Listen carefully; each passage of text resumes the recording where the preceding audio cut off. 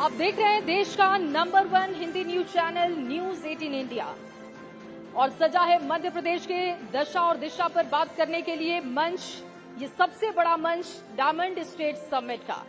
लगातार हम अपने मेहमानों से बात कर रहे हैं, परिवहन को लेकर कैसा काम हो रहा है, स्कूल की शिक्षा व्यवस्था को लेकर, एजुकेशन के सिस्टम को लेकर कैसा काम किया जा रहा है, ये बताने के लिए और तमाम सवालों का जवाब देने के लिए इस वक्त इस मंच पर मध्य प्रदेश के परिवहन मंत्री उदय प्रताप सिंह जी यहां पर आएंगे। उनसे हम बात करेंगे, सवालों के जवाब लेंगे।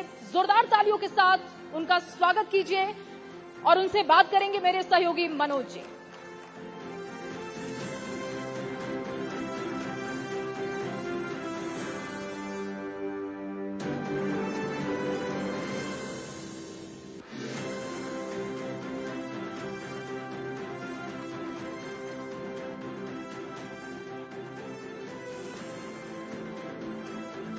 उदय प्रताप जी, न्यूज 18 इंडिया के हमारा जो मंच है ये डायमंड स्टेट समिट, आपका स्वागत करता हूं। चूंकि आपके पास मध्य प्रदेश की सरकार के दो ऐसे विभाग हैं, एक तो स्कूल शिक्षा जो हर घर का कोई बच्चा किसी स्कूल में पढ़ता है, और दूसरा ट्रांसपोर्ट, हर शख्स को, हर इंसान को ट्रांसपोर्ट का इस्तेमाल करना ही है।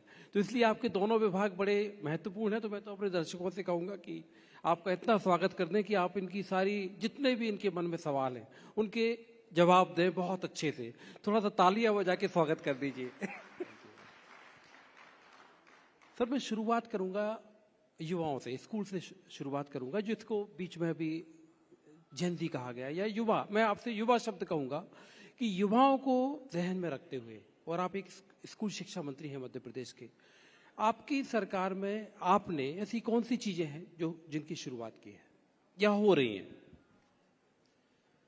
सबसे पहले तो मैं आपका हृदय से धन्यवाद ज्ञापित करता हूँ। न्यूज़ 18 इंडिया का एक अच्छा प्लेटफॉर्म, और हम लोगों के पास ऐसे कम अवसर होते हैं जब अपनी खुद की बात बताने के हमारे पास रोज अवसर हैं, लेकिन कोई हमसे कुछ पूछे और उसका जवाब देना पड़े, इस तरह की अवसर कम आते हैं।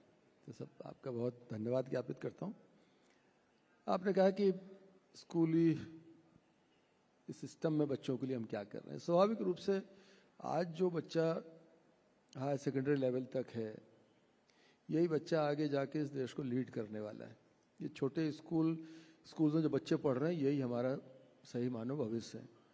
तो एजुकेशन का पैटर्न है, बच्चों को सुविधाएं हैं, इतनी अनेक तरह की चीज़ें हैं जो उनके ज्ञान के साथ साथ उनके जीवन को प्रभावित करती हैं।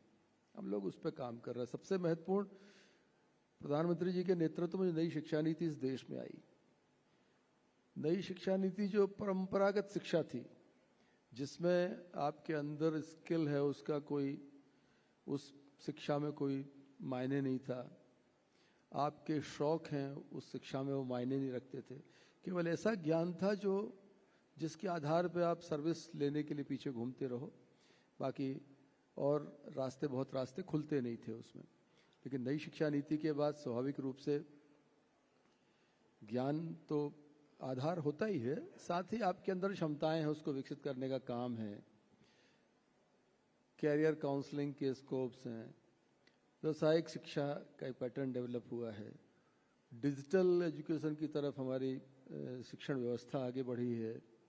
बच्चों को जो आज के समय की सुविधाएं हैं, लैब्स हैं, लाइब्रेरीज हैं, स्मार्ट क्लासेस हैं, अटल थिंकिंग लैब्स हैं, मतलब बच्चे को जो अपने कैरियर को बनाने के लिए, पढ़ने के बाद वो क्या करेगा उसका विषय, लेकिन उसे एक अच्छा प्लेटफॉर्म मिले, उसके लिए वो सारी चीज़ें माननीय मोहन यादव जी के नेतृत्व में मध्य प्रदेश में हम लोगों ने करने की कोशिश की है। चूँकि बड़ा विभाग है, पूरे राज्य में सारी चीज़ों को एक साथ नहीं भेज सकते, लेकिन हम लोगों ने एक टाइम फ्रेम में चीज़ों को उतारने की कोशिश की है। मुझे लगता है कि अगले 2 साल में मध्य प्रदेश में हमने जो अपेक्षा की है उसको हम लोग नीचे तक कर पाएंगे। सर, एक सवाल शिक्षा का मैंने किया। एक दूसरी जो चीज़ है, मैं क्योंकि जिसका वास्ता सभी से, सबका है, हर मतलब जो भी मध्य प्रदेश का नागरिक है, कि जो MPSRTC Madhya Pradesh state road transport corporation, उसका आप लोग रिवाइवल कर रहे हैं। क्या योजना है, कब तक एक मूर्त रूप वो सामने होगा? हम लोगों का मन तो इसे काफी पहले शुरू करने का था, लेकिन जब आप समझते हैं किसी चीज को जब दोबारा से पहली बार किसी चीज को लॉन्च करना बहुत आसान होता है, लेकिन एक बंद पड़े सिस्टम को दोबारा से उसे प्लेटफॉर्म देना एक चुनौती रहती है। उस पर हम लोगों ने काम किया, कंपनी फॉर्म की और तैयारी करी। चूंकि इसको सरकार खुद नहीं करना चाहती, सरकार इसको पीपीपी मोड पे करना चाहती। जो बसेस चला रहे हैं, बस ओनर्स हैं, उनके साथ हम अलायंस करके और इस सिस्टम को डेवलप करना चाहते हैं। तो ये थोड़ा समय लगने वाली चीज़ है, लोगों का विश्वास जीतने वाली चीज़ है। लोगों को अभी बीच में आपने देखा होगा कि उन्हें लगा कि हमारा जो अभी जो लोग काम कर रहे हैं, जो इस बिजनेस में अभी इन्वॉल्व है, उन्हें लगा कि हमारे धंधे चौपट होंगे। तो कुछ मिसकम्युनिकेशन भी था, मिसअंडरस्टैंडिंग भी थी।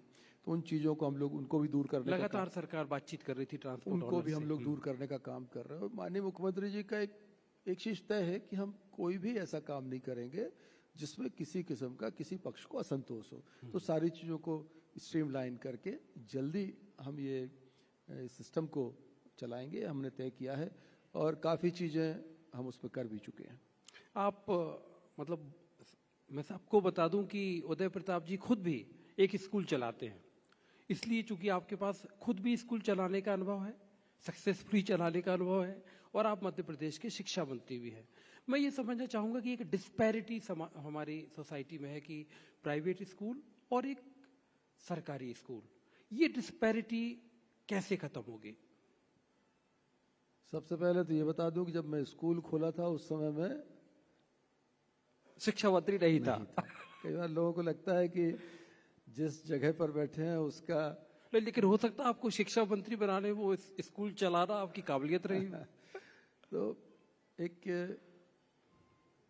समाज के अंदर दो चीजें ऐसी हैं। भौतिक युग में लोग, हर आदमी चाहता है पैसा कमाना, बुरी बात भी नहीं, कमाना चाहिए। हॉस्पिटल और स्कूल दो ऐसे काम हैं जिसमें जनता की सेवा भी होती है और आपकी जो भौतिक अपेक्षाएं उनकी पूर्ति भी होती है, और सोशल स्टेटस का भी एक वो रहता है कि आप एक अच्छा काम कर रहे हो आप। तो इस तरह से उसकी शुरुआत हुई थी। लेकिन मैं जहां तक समझता हूं कि दोनों की बड़ी महत्वपूर्ण भूमिका है। अकेले सरकारी सेक्टर की और प्राइवेट सेक्टर की। अकेले गवर्नमेंट सेक्टर हमारा जो चला रहा है, हमारी अपनी सीमाएं होती हैं। हमने उसको अपग्रेड किया, पहले सिस्टम को और अच्छा करने की कोशिश की है। और आप देखना कि ये बहुत जल्दी अगले 2-3 सालों में जिस चीज की हम अभी केवल हम कल्पना करते हैं, हमारा मॉडल स्कूल है, एक्सीलेंस है, पीएम श्री है, सांदीपनी है, उसको एक अच्छे लेवल पर हम लेके गए। हमारी कोशिश है हम प्राइमरी लेवल पर जो स्कूल्स हैं दूर दराज के गांव में, उनको अभी कई जगह हमारे स्कूल की हालत ठीक नहीं है, मुझे इस बात को कहने में संकोच नहीं। कई जगह हमको मेंटेनेंस की आवश्यकता है, कई जगह नए भवनों की आवश्यकता है, उस पर हम काम कर रहे हैं। साथ में लगभग 30-35 लाख बच्चों को प्राइवेट सेक्टर भी पढ़ाता है, उनकी भी बराबर की भूमिका है। सरकारें हर काम खुद नहीं कर सकती जब तक समाज की सहभागिता नहीं होगी।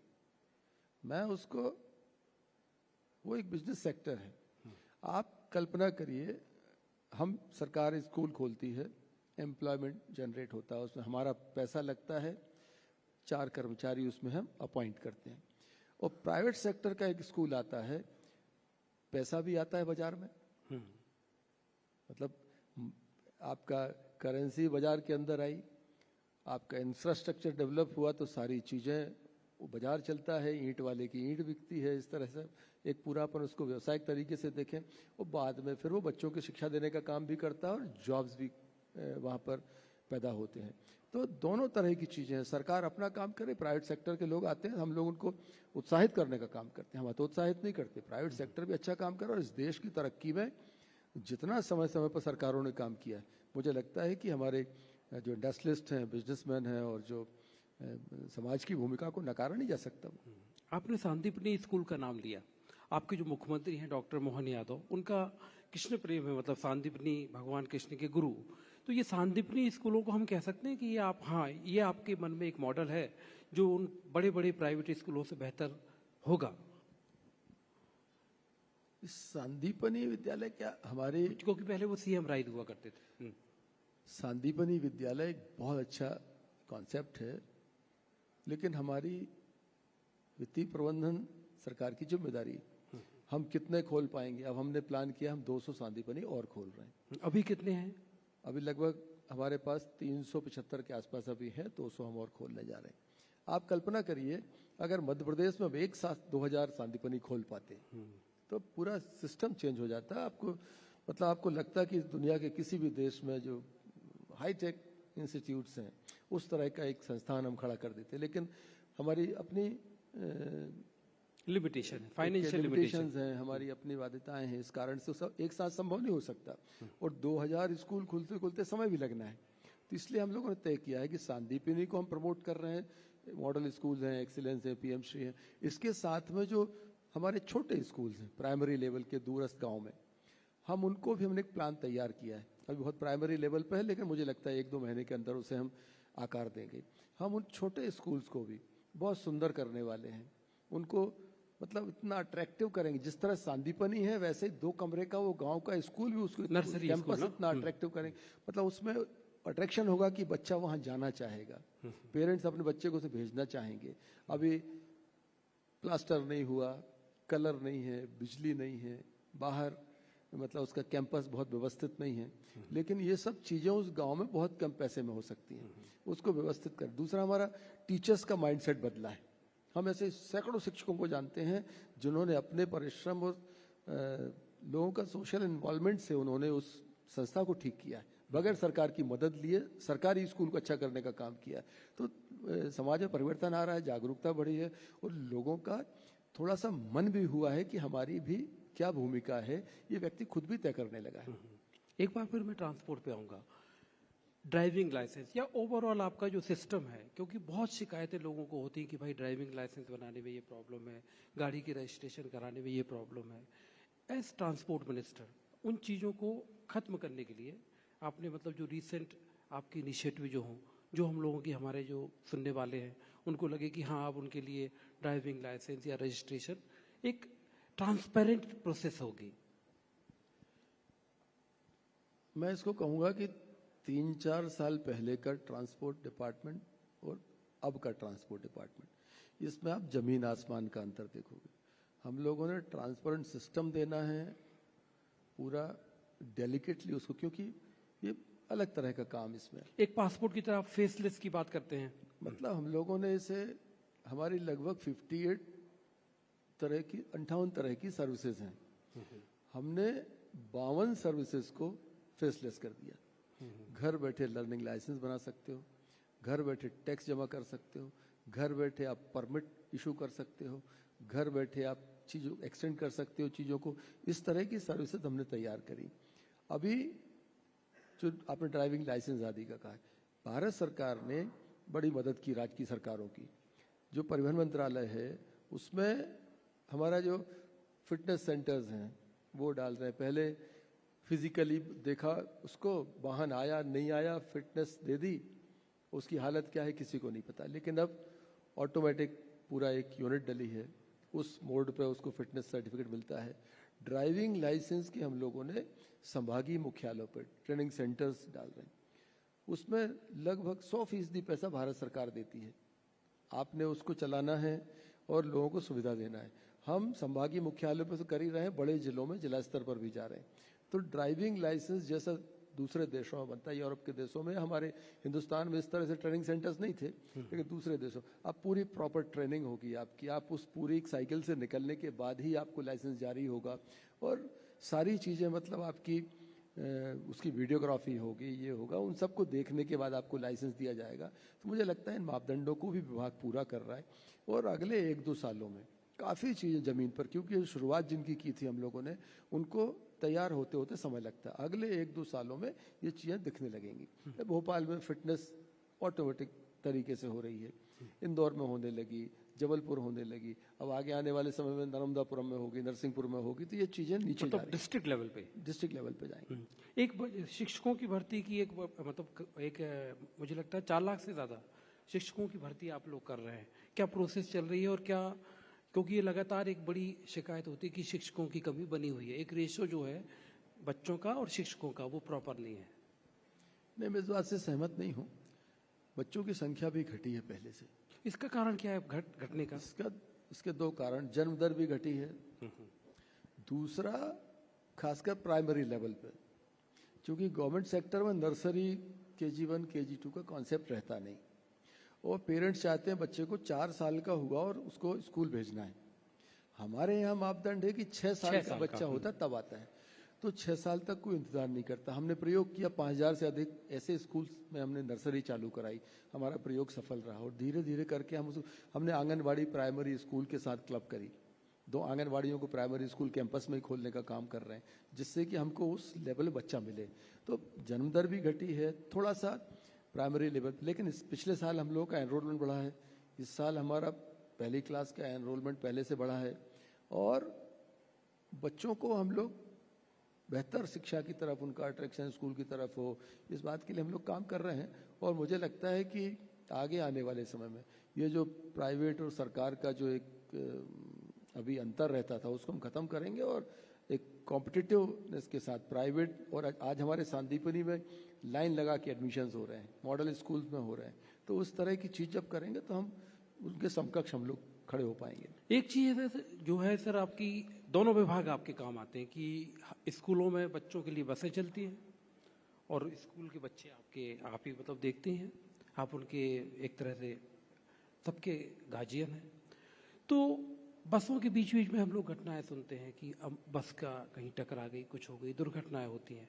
जो फिटनेस है, जब घटना हो जाती है तो अचानक पता चलता है कि एक कैंपेन चलने लगी, मुहिम चलने लगी, रास्ते में बसें रोक के चेक होने लगी, एक स्थायी व्यवस्था कि भाई जो स्कूली बसें हैं उसमें बच्चे हमारे महफूज रहें, सुरक्षित रहें, इसके लिए। ये देखो, लगातार कमियों, मतलब लोग गलतियां करते हैं, इस बात की संभावना हिंदुस्तान में क्या पूरी दुनिया में कभी खत्म नहीं होती। गलतियों की गुंजाइश हर जगह रहती है, लेकिन हमारी कोशिश होना चाहिए कि यथासंभव नियम का पालन। हम लोग सख्ती भी करते हैं। अभी आप देखो, कई बार स्ट्राइक होती है कि हमारी बसों का रजिस्ट्रेशन नहीं हो रहा, कहीं कुछ नहीं हो रहा, इस तरह से हम लोग सख्ती करते हैं कि कायदे में जो चीज़ें आती हैं उनका पालन कराएं। और इसके बाद भी चूँकि हजारों की संख्या में गाड़ियां हैं, 15-18 हज़ार बसेस मध्य प्रदेश के अंदर इस तरह के ट्रांसपोर्ट सर्विसेज में इन्वॉल्व हैं, तो उसमें कमियों की गुंजाइश रहती है। उसमें से कोई चूक हो जाती है, वही हाईलाइट होती है, और स्वाभाविक रूप से दंडित करने का भी हम लोग काम करते हैं। कितने ऑफिसर्स पे कार्रवाई भी हुई है, बस ओनर्स पे कार्रवाई हुई है, लेकिन फिर भी हमारी कोशिश है कि पहले से बेहतर व्यवस्थाएं दी हैं, पारदर्शी व्यवस्थाएं दी हैं। हमने कर्मचारियों की संख्या बढ़ाई है, प्रमोशंस किए हैं, भर्तियां की हैं। जब हम डिपार्टमेंट को टेक ओवर किया था उस समय 300 कुछ लोग हमारे विभाग में थे। हम लोगों ने बाद में अलग अलग तरह के ऑफिसर्स की भर्ती की। अभी हाईकोर्ट के मार्गदर्शन में हम लोगों ने प्रमोशंस भी किए हैं, तो चीज़ें स्ट्रीमलाइन हो रही हैं। मुझे लगता है कि पहले से बेहतर जो है एक मैकेनिज्म मध्य प्रदेश के अंदर ट्रांसपोर्ट सिस्टम में हम लोग कर पाए। एक बसों में कैमरे वगैरह की जो बातें होती, मतलब एक हम ये समझना चाहते हैं कि एक रेगुलर कैंपेन सरकार की तरफ से कोई ऐसी कि हाँ लगातार मॉनिटरिंग हो रही है, लगातार मॉनिटरिंग सरकार कर रही है। देखो, हम लोग व्हीकल ट्रैकिंग डिवाइस लगा रहे हैं, छोटी गाड़ियों में इनबिल्ट है, उन गाड़ियों में लग के आती है, ट्रक्स में, बसेस में इस तरह के हैं, कैमरे फिट होना चाहिए। जो मापदंड है उनका पालन हो। मापदंड पहले भी थे, सख्ती से उनका पालन भी करा रहे। फिर भी कहीं कमी रहती है उसको तो हम लोग करते हैं। बीच बीच में सर कुछ वीडियोस आते हैं, मतलब जो वीडियो होते हैं वायरल होते हैं कि साहब अवैध वसूली हो रही है।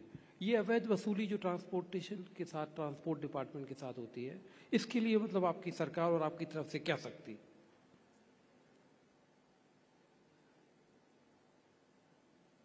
इसमें जो हम लोग, मुझे लगता है सर्वाधिक अगर हमने सख्ती से किसी सिस्टम पे काम किया तो इसी पे किया। अच्छा, अवैध वसूली नहीं होगी, और वसूली के बाद जो वितरण का मैकेनिज्म था वो भी, ये इस तरह की किसी भी गतिविधि में हम लोगों ने कार्रवाइयाँ की। कहीं से शिकायत मिलती है, मुझे लगता है कि कई बार घंटों में हमने कार्रवाई की है, सारी प्रोसेस करके सस्पेंशन करना है, ये करना है कर्मचारी। और मैं बहुत जिम्मेदारी से कह सकता हूँ कि हमारे लगभग 5-7% कर्मचारी जो है वो किसी न किसी दायरे में उन पर कार्रवाई चल रही है। ये बड़ा परसेंटेज है छोटे डिपार्टमेंट, छोटे कर्मचारियों की संख्या में। इतनी संख्या में हम लोग उनको कार्रवाई कर रहे हैं और लगातार चौकसी करते हैं। हम लोगों ने बॉडी ऑन कैमराज दिए हैं, यहाँ कंट्रोल कमांड सेंटर बनाया भोपाल में, उससे नज़र रखते हैं। और बल्कि मीडिया के थ्रू भी अगर हमको खबर मिलती है तो हम फिर दूसरे सोर्सेज से, स्थानीय पुलिस प्रशासन से, डिस्ट्रिक्ट एडमिनिस्ट्रेशन से उन चीज़ों को कंफर्म कराते हैं। अगर कहीं गलती पाई जाती है तो कार्रवाई करते हैं और लगातार कार्रवाइयाँ हो रही हैं।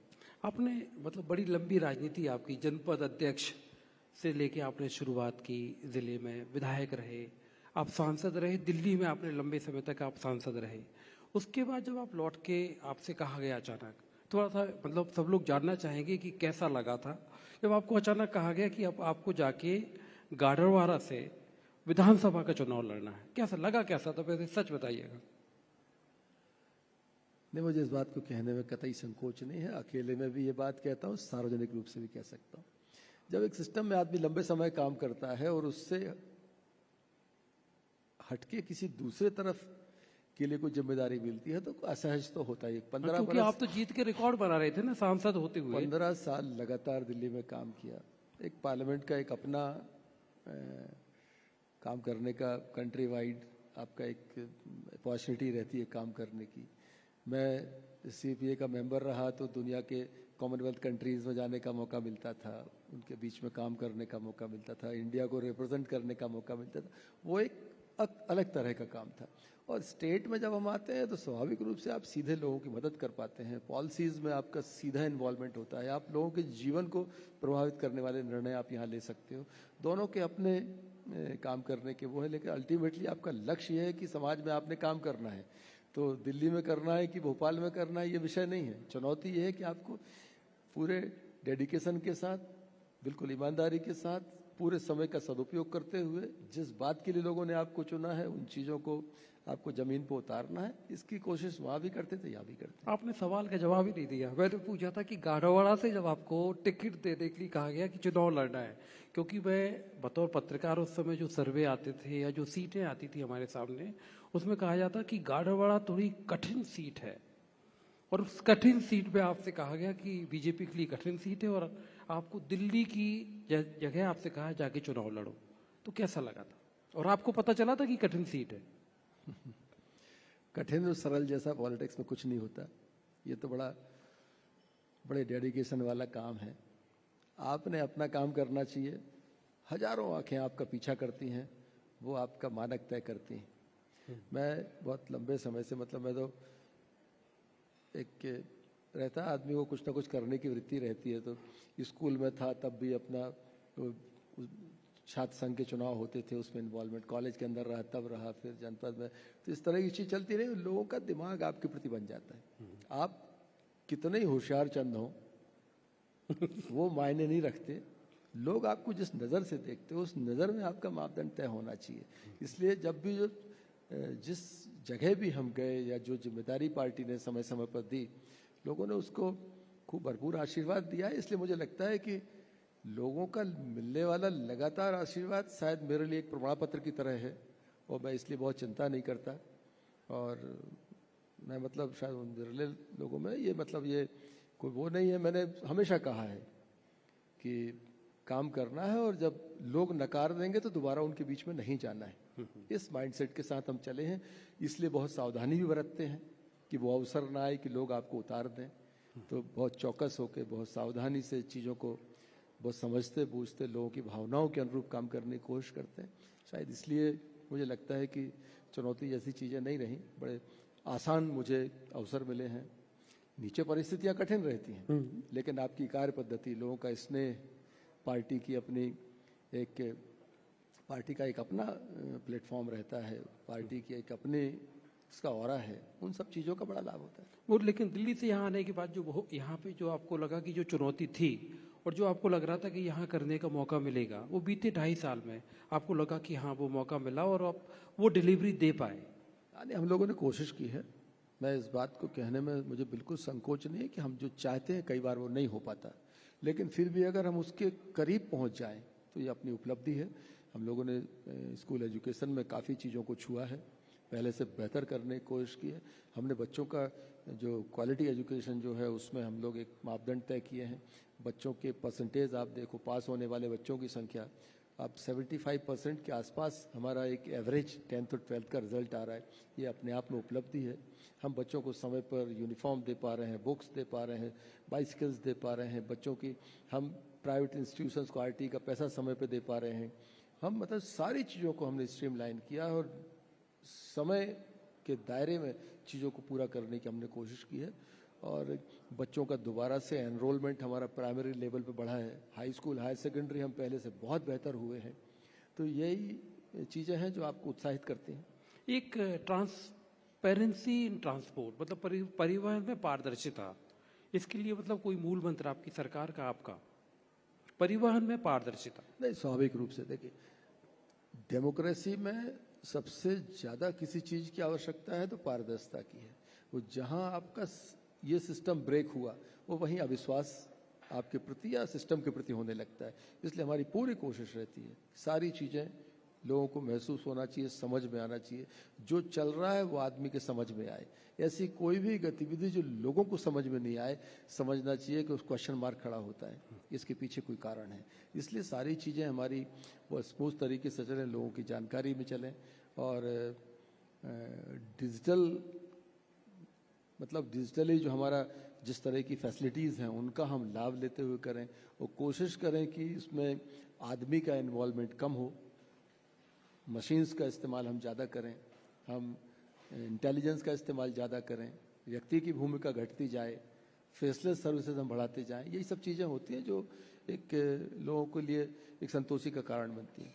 एक सवाल है, उस समय जब आप कांग्रेस से, एक लंबा समय बीत गया जब आप बीजेपी में आए थे, और उसके बाद आपने बीजेपी में, मतलब मैं नीचे जब बात होती तो जो बीजेपी के कैडर के लोग बोलते हैं कि जैसे एक तरह से घुल मिल गए आप। लेकिन उस समय जो आपको कांग्रेस में दिखता था, जो शिकायतें आपको लगती थी, आपको लगा बीते इतने साल, एक लगभग दशक बीतने के बाद भी कुछ बदला कांग्रेस में? आपकी विपक्ष की पार्टी है वो। मैंने कांग्रेस के बारे में सही बताऊं, सोचना बंद कर दिया। जब आपका ये घर है तो आप अपने घर परिवार के बारे में सोचो, मोहल्ला पड़ोस में दिमाग लगाने की आवश्यकता नहीं है। अपन आराम से अपनी पार्टी की गतिविधियां, उसकी पार्टी के द्वारा दी गई जिम्मेदारियां और हमारे जो काम तय होते हैं उनमें अपना मन लगाते हैं। बाकी वो क्या कर रहे हैं, क्यों कर रहे हैं, ऐसा कैसे हो सकता है, वो मुझे लगता है अपन ज़्यादा उन चीज़ों में सोचना विचारना अनावश्यक खुद का समय खराब करना है। एक सवाल सबके मन में है, क्योंकि और ताज़ा है, दतिया में आप भी काफ़ी दिन रहे और आपने मेहनत की वहाँ पे, क्या हुआ दतिया में? मुझे लगता है कि दतिया में परिणाम पहले से बेहतर आए। जितनी पिछले चुनाव में हमको वोट मिली उससे ज़्यादा वोट वहाँ पर इस बार पार्टी ने ली है। और स्वाभाविक रूप से इलेक्शन में या तो आप जीतोगे या हारोगे। हमारी पराजित सीट थी पिछले चुनाव में, हमारे वरिष्ठ नेता माननीय नरोत्तम मिश्रा जी वहाँ पर चुनाव लूज कर गए थे। वो लगभग जिस मार्जिन से उन्होंने चुनाव हारे थे, 1500 कम ज़्यादा, वही मार्जिन अभी रहा। तो मुझे लगता है वहाँ की परिस्थितियाँ नहीं बदली, लगभग वैसी ही परिस्थितियाँ थी। इसलिए भारतीय जनता पार्टी दोबारा से अपना एसेस कर रही है कि किस तरह से हम भविष्य में और क्या हमें परिवर्तन करने की आवश्यकता है, जो पिछले 2-3-4 सालों में जिसके कारण से हम वहाँ नहीं आ पा रहे दोबारा से, उन चीज़ों को ठीक करने की आवश्यकता पार्टी करेगी। तो वही है मध्य प्रदेश के शिक्षा मंत्री जो कहते हुए कि पार्टी मंथन कर रही है, जहां तक दतिया की पार्टी की हार की बात है, लेकिन वो कांग्रेस ने अपनी सीट बरकरार रखी। न्यूज़ 18 इंडिया के मंच पर सर आपके आने का बहुत बहुत शुक्रिया। आपने अपना बेशकीमती वक्त निकाला, बहुत बहुत धन्यवाद। बहुत बहुत धन्यवाद, थैंक यू।